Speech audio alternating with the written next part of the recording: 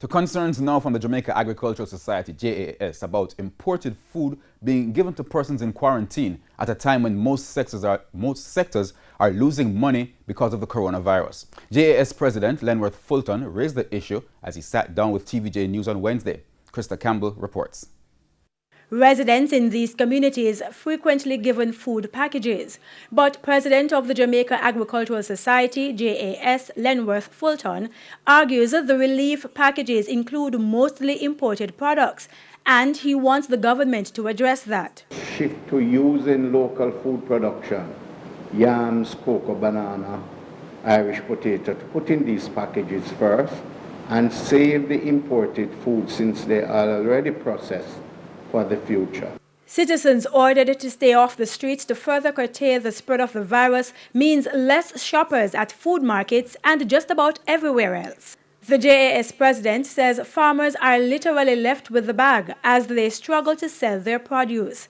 But with students stuck at home because of the closure of schools, he stressed that it's the perfect time for Jamaicans to adopt the mantra, "Eat what you grow." Plus, he notes that healthcare professionals are urging persons to eat more fresh produce, which will help strengthen their immune systems to better fight the coronavirus. The fruits and vegetables that are now backing up on farmers and purveyors should be purchased by the government for people who are in quarantines, those who are in prisons and hospitals. Get all these melons and cantaloupes and cabbage and cucumber and offer them in packages to these people. They are at home and parents didn't prepare for it.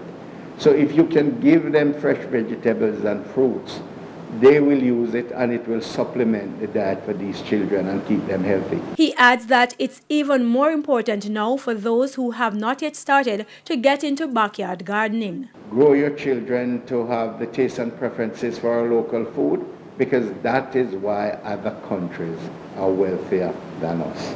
They eat what they grow and export what they can to us, and we must do the same. Krista Campbell, TVJ News.